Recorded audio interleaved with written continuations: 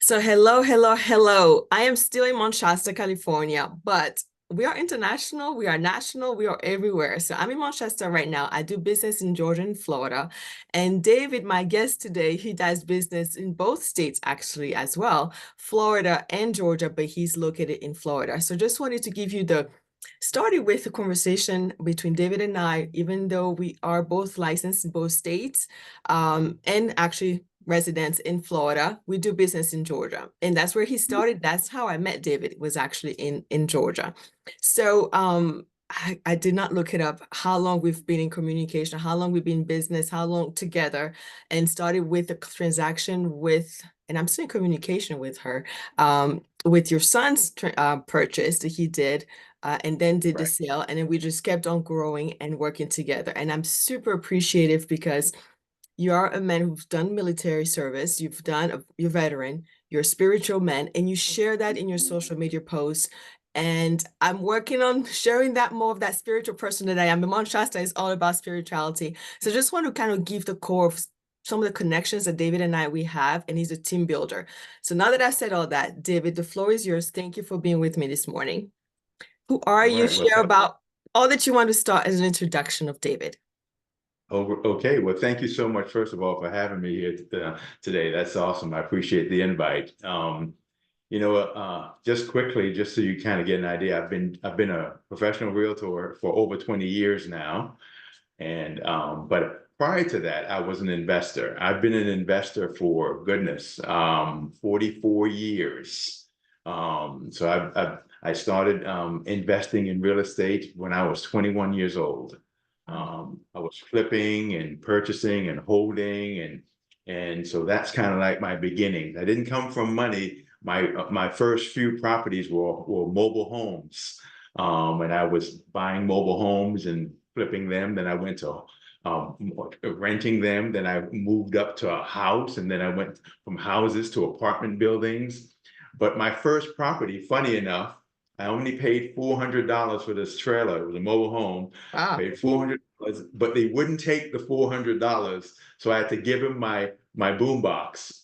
Said, "Hey, look, I got a boom box. Would you take that?" And he did. He took the boom box. So I went ahead and renovated that property, sold it for a couple of thousand, and then started from there. So I didn't have a lot of money starting out, but I knew real estate because my dad was a contractor, and I knew I can do a lot of things. I'm very handy, so I did carpentry, plumbing, electrical, sheetrock, roofing. I could do all those types of things. So I started flipping and renovating myself, and so that's my beginnings was in real estate. It's from being a flipper and holder and renter and landlord, that kind of stuff. Fast forward now, like I said, I've been I started as a professional realtor over 20 years ago in Georgia. I've been in Florida now for 6, 7 years, and love it, love it, love it. The market here is amazing. We seem to be a little bit insulated from some of the other things that happens in the country, as far as housing markets and prices and those type of things. So that's it. I'm married with adult children and seven grandchildren, and I love the Lord, and I really do make my faith a part of what I do, because I believe that I do have a purpose in life, and I have really two things that I have to accomplish before I leave this earth. I have to love people, love God, and love people, and the second thing is to influence them.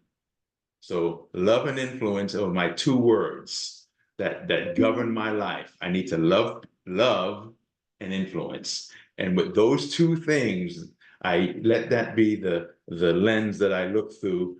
So I try to treat everybody I meet, everybody I know, with dignity and love, so that I can eventually and ultimately influence them spiritually, but also in the arena of real estate. So love and influence, I think that's kind of defines my purpose and motive for everything that I do.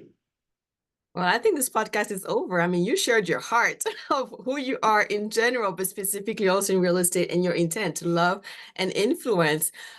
Before we go more into the love and influence, because that's definitely my space I mean, I have crystals. I love things that are all beautiful.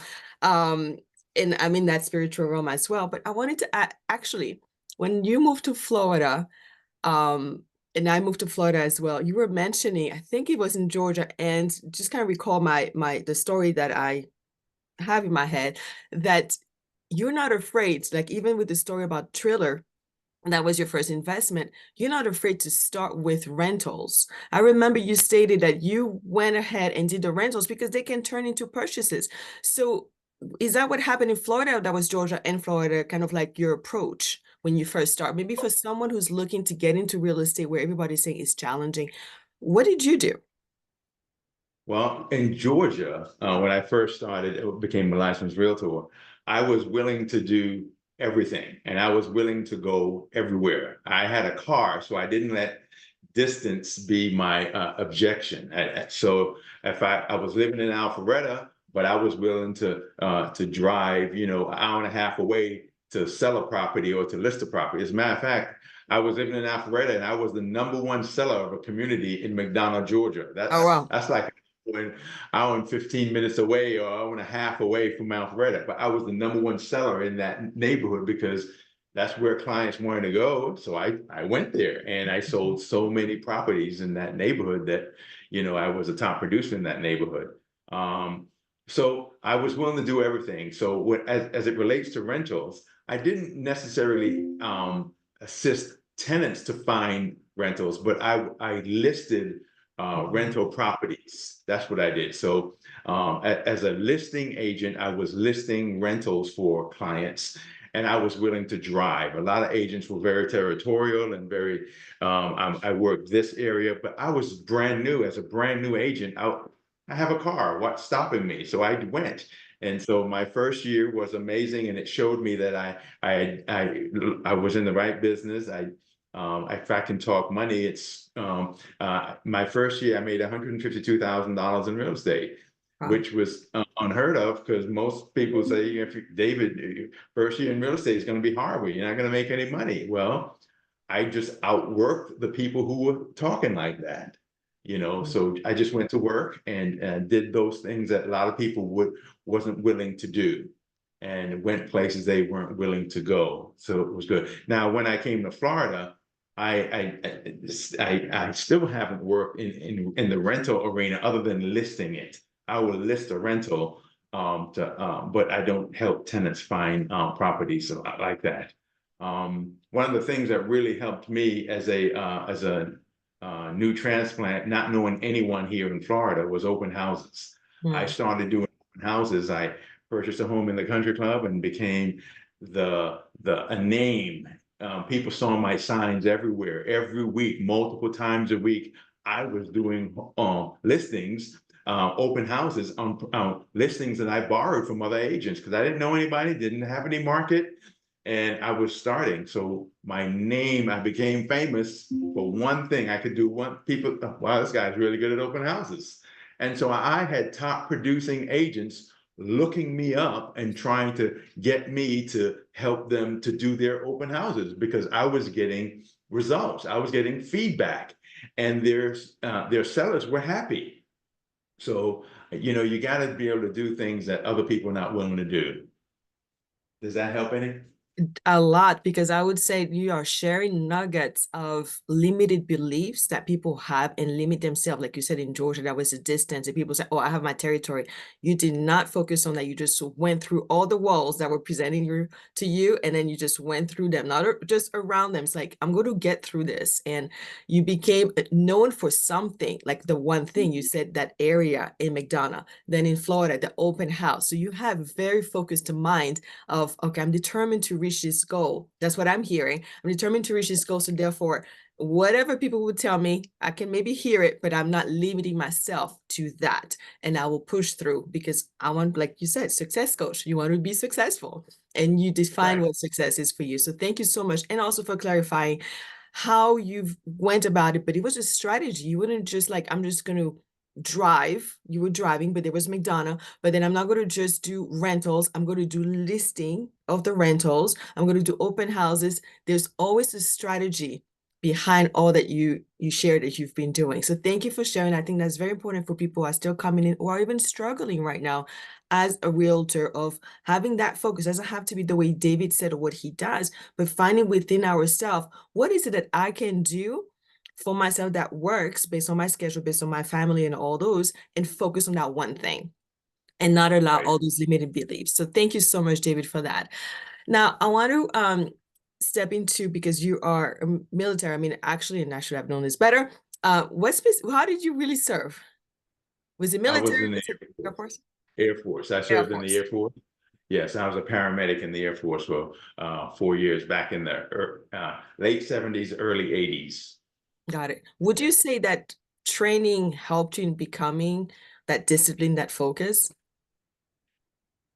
The answer to that is yes. However, I have a Cuban mom and a Jamaican dad, so discipline has always been a part of my life, anyways. You know, my mom and dad was quite the disciplinarians, and they raised four boys, and so I was a third of four boys there, and so at home, I was cleaning room, vacuuming, doing the dishes, cleaning the kitchen, so doing the laundry. So and doing chores, not just chores in the house, but also working with my dad on the weekends in construction. So yes, discipline the military did help in the discipline aspect. However, that was a part of my growing up anyways. I'm a student of karate, and that's discipline. And I'm the son of Edmund and Elma Mills, and that's discipline, because they would have it no other way. So, but the military did contribute, but I felt like I was completely prepared to jump into that arena and thrive in the military because of my upbringing. Awesome. So that's actually a few things we have in common there, because I am from the islands as well, from Guadeloupe, born and raised there. And discipline, I don't know if this is a trait of islanders, but yes, my mother definitely discipline was number one. And I also worked with her. She worked in the bank, but she also had real estate properties. So if it needed to be clean, if it needed to be painted, if you need to cut grass, you could see me actually with rollers as a kid and drying my hair, like multitasking, and I'm cutting grass. So yes, definitely involved. There's no level of entitlement so much in my upbringing. It was, you got to also raise your sleeves and just do what the family's doing. So we do have that similarity there. So thank you, David. Now, Sure. tell us a little bit about your success coach. Is that something, tell us more about that, because you're not just a realtor, you have other hats Right. too. Right. Well, I went ahead and took some additional schooling to become a coach, a real estate coach, because my team began to grow. When I left Georgia, I had a real estate team there, but it was a small team. We were successful. We were a top producing team there in North Fulton, but it was only 3 people. But since then, and I'm here in Florida now, I have a bigger sales organization. It's not as big as many, but it's a decent size. There's over 60 agents in my organization now, and that sales team of mine. So I had to improve. I had to step up my game. So I actually took a course and became a certified success coach. And more so than coaching the agents that work with me, because I think coaching is just telling. I kind of focus more on the training aspect with my agents, to Mhm. train them. This is how it's done, more so than just coaching them. Go get them. No, it's more than just get in there and go get them. It's an actual training, providing resources and helping them work on their skill sets so that they can be successful. So yes, although I'm a certified real estate coach, I kind of lean more towards training than coaching, because I think coaching people, it's hard to motivate people, because yeah, they have to have motivation in themselves. Mhm. Motivation is something that you got to have on your own. But if you already have motivation and I can show you how to fish, then you'll catch fish, Right. you know.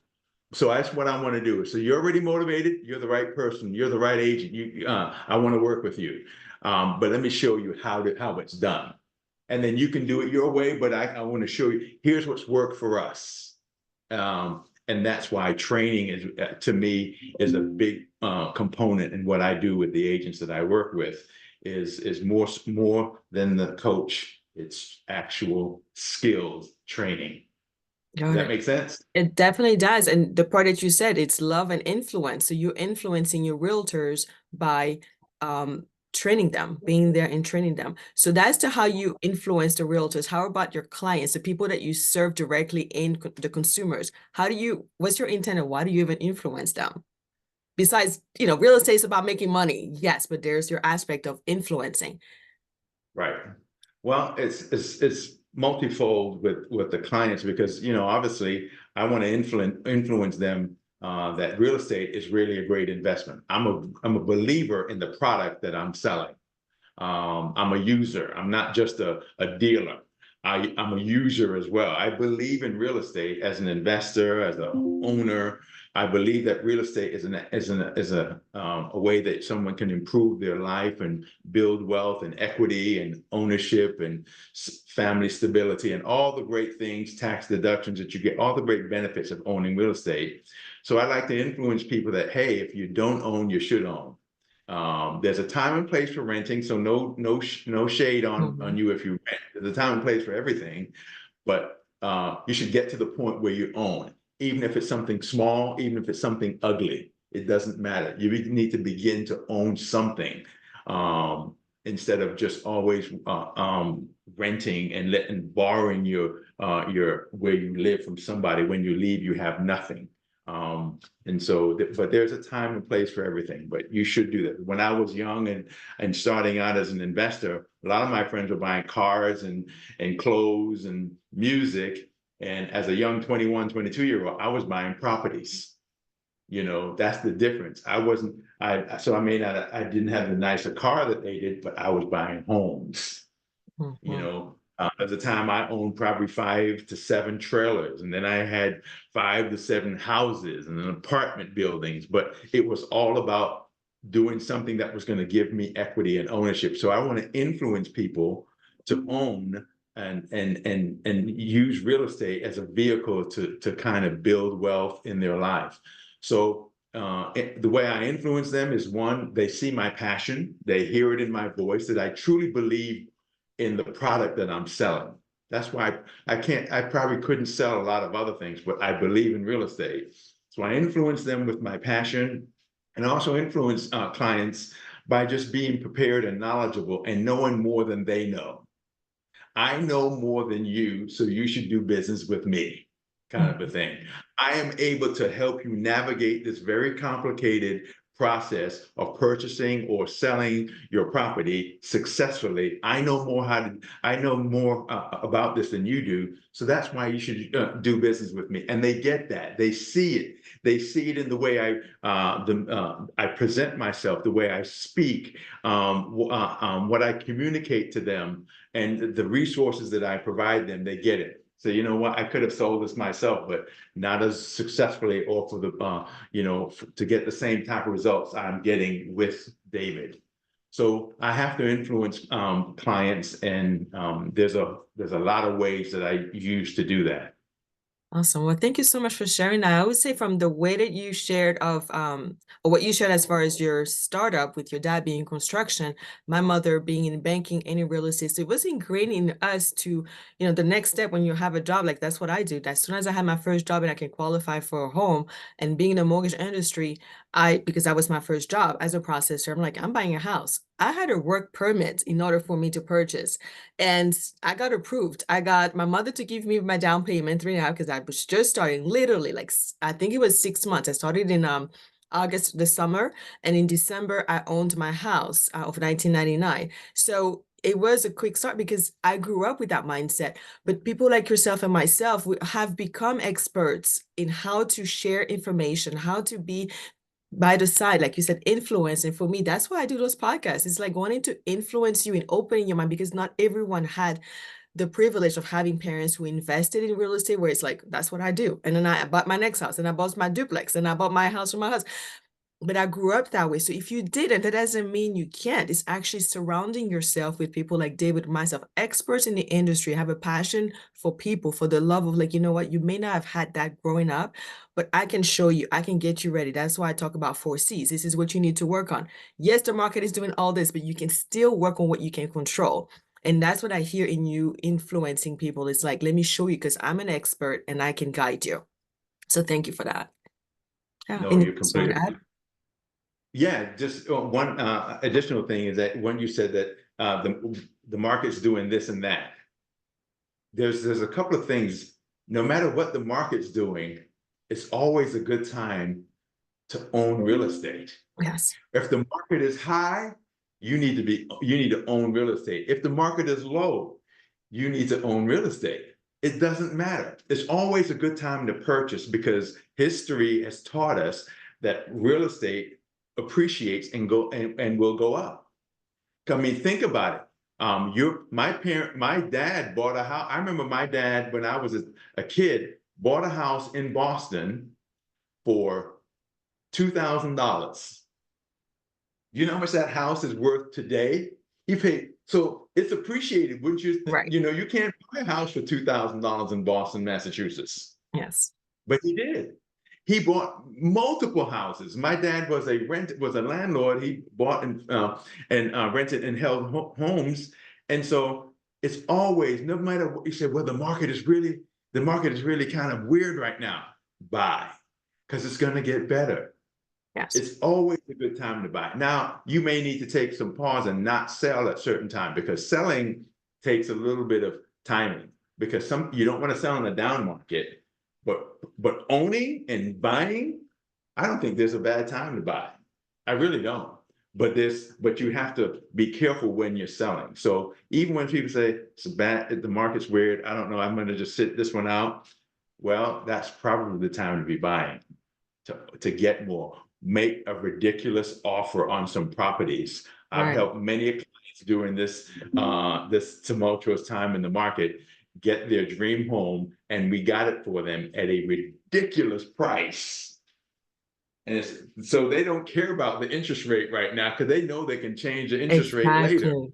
Right. They got a ridiculous good deal on their property. Yes. And you think like, oh, wow, if people are having trouble selling their home, that means you can make an outrageous offer. Hmm. Yeah. So buy 10 of them. You know, stop thinking, oh, it's not a good. No. Yeah. So Right. I just want to at least add that one piece. Hopefully that helps. It does, and I'm going to elaborate on that a little bit because um, I bought my first house in 1999. I mean, 2008, and this property is in Decatur, Georgia. This was my first home. I moved into the house, kept it as a rental, still own it today. This property has gone through the market crash of 2008 and the value went down. But you know what did not go down? The house did not disappear. It's still there. I still have it. Right. So even though, I mean, literally, like I drove in that subdivision and I think I bought it for about $140,000. The house, the homes in the subdivision were selling for 40,000. I was like, oh my gosh, I am so upside down. Like exactly, the heart was like drop. But I was making a monthly cash flow. The property was actually bringing me money monthly because of the amount that I was renting it for. So I just put aside the thought about the value as far as if I were to sell it, because I'm not going to sell it. But I Right. kept it. I still have it, and I still have a profit. The rent has increased even more, and I've been able to even leverage more on the value of that home. So there are areas where the values just go up tremendously, and there are other areas not necessarily, but I kept it as a rental because that area is perfect for rental. And I've kept it as a property cash flow. So even when you get worried about, well, my property is going to go down in value, that might be a temporary moment. Like I literally like used to drive, it was 40,000. I'm like, oh my gosh, what do I do? But I knew the money was coming in cash flow. Even if it wasn't always like positive cash flow, they were still Right. making money, was actually balancing. So at times we go into that first home emotionally. I honestly would say it wasn't an emotional transaction for me. Any of my investments, they've always been investments. I like the area. I want to be safe. There are certain aspects as a woman wanting to move somewhere. I wanted to feel like my duplex wasn't safe. Somebody tried to break in twice in Swanee, Georgia. right? But I kept it. I'm like, okay, 10 that. By the way, because I was coming home from my doing my master's degree, so I was coming home at 10, and there was no lights. I'm going to do a little real estate thing there. There was no light in the subdivision, so I was coming. People were checking me out, I guess, and they tried to break in twice. I kept the property. I actually eventually got rid of it, but because it was starting to cost me, like you said, the timing. But you get to profit, you get to let go of it, buy another one. That's the beauty of how you can actually buy and sell real estate. And I bought the next Yeah, property. So just wanted to add that because there are moments that maybe the value of the home may not be going up, but it's a transition. But the intent right. now it is worth more. In the 20 some years that I've owned it, I've actually on a surplus versus a negative. So thank you for sharing that about the market. Um, David, speaking more about the market and the NAR, not necessarily going into the details on that, how do you actually approach that right now with clients when you're listing them, if you're open to sharing that aspect? Absolutely. That's the NARS situation is been good because I think it's going to make realtors be more professional. And it's going to make realtors more accountable, which is great because it's all about communication and disclosure. Yes. So buyers need to know, sellers need to know where the commissions, where compensation, we don't use that word anymore, where the compensation's coming from, and the buyer need to know where the compensation's coming from. So as an agent, we are to disclose to the buyers and sellers and present and do an orientation with both sides. If you're working with the buyer, working with the seller, and disclose, I get paid in one of three ways. I get paid by you, my buyer.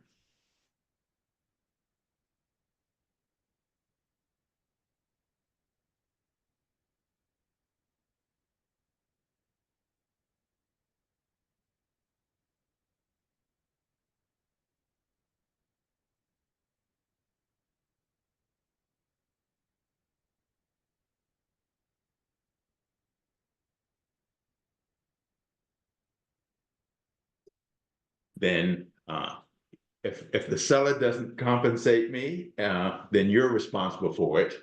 Or if they compensate me some of it, then you're responsible for the rest. And it's just disclosure and being transparent with them that where it's all coming from.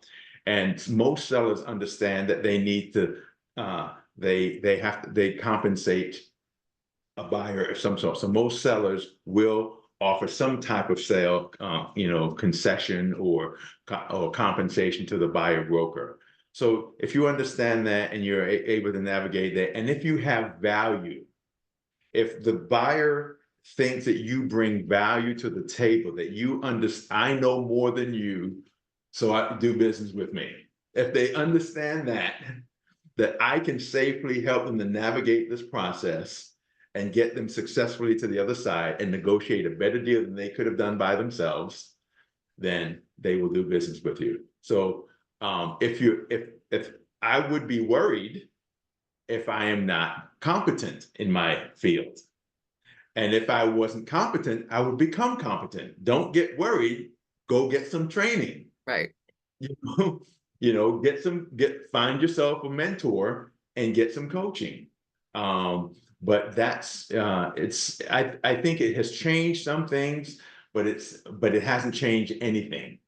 In that it's basically the same thing, but it's more disclosure and transparency is where the money's coming from. That Mm-hmm. that that as an industry on average wasn't happening before. And so it's all good. A lot of the paperwork has changed. Now that's changed, but the actual doing of the business is the same. I had recently an agent submit an offer on one of my listings and did not ask for any compensation at all. That Ouch. tells me that agent didn't attend any classes, didn't learn, and or just humanly forgot that, hey, I need to. And now I had to tell my seller, says, by the way, this offer came in, it's a good offer, but the agent didn't ask for any compensation. So what does that mean? He says, well, you don't have to pay them anything. If maybe they're just going to get it all from their buyer, Mm-hmm. you know. But you're not responsible at this point because they didn't negotiate for it. And we are well on the contract and it's good. Now they can still ask, but it's still, if they ask after the fact, but it's out of the goodness of the heart of the seller if they want to do that. But training, so so some agents need to just come up to speed on this and stop being terrified, and begin to learn what we're doing and help your clients be successful. And I don't think it's a bad thing at all. Right. This is from the mouth of the success coach. I mean, that aspect was, an experience of yours with a client that you received that offer, but it's also you basically letting people know, get training. If you don't know, get training, understand clearly. And it's really, and I've had conversation with realtors, but I'm like, it is really not that complicated. It's like we're trying to create so much fear in everything. It's like, put the fear aside. It's the same as closing cost. It is not said anywhere that just tell us going to pay for closing costs. You go and negotiate and ask for it. It's the same thing. I don't put it Right. in the price of that. I don't put it in my financing per se, unless I do in the rate and all that stuff. But you ask Right. for it, you might bump the price, you might do. It's all part of the same conversation. So she was literally, she went to a training though. Be careful which training you're getting, because sometimes people are putting that fear. Be cautious, yes, so you're not writing a contract and forgetting to ask for your compensation. But as soon as she got out of that training, she's like, Christelle, I don't understand. And she's new about a year or two in the business and doing well. And she basically told me, I'm like, breathe, and it's okay. It is the same thing, exactly what you said. So thank you for bringing that with so much clarity. So before we close out, I want to ask you something that we've already talked at the beginning, which is that spiritual man, that man of God, if I can use that terminology. How do you use your spirituality or apply your spirituality when you do business? Do you have like that Sunday, I'm going to church and then I do business? Because I work with realtors, like they say that, but then it's two different aspects, even in receiving a contract. Like, I'm going to go get it. Like, I don't know, there's a disconnect there for me. But I feel with you, there is definitely intertwined. So would you describe to someone your spirituality or who you are as a spiritual man in real estate? Well, I'm glad you asked that. I'm a Christ follower. I follow Jesus Christ, and my belief system. Because of that, I don't live anymore, but Christ lives within me, and so it's a part of my daily. That's who I am. My identity is that I am a Christ follower. I'm a child of God, and I need to conduct myself that way. And I need to be an ambassador of God and an ambassador of heaven. So in the way I treat people. So Jesus said the greatest two commandments are to love God and love people.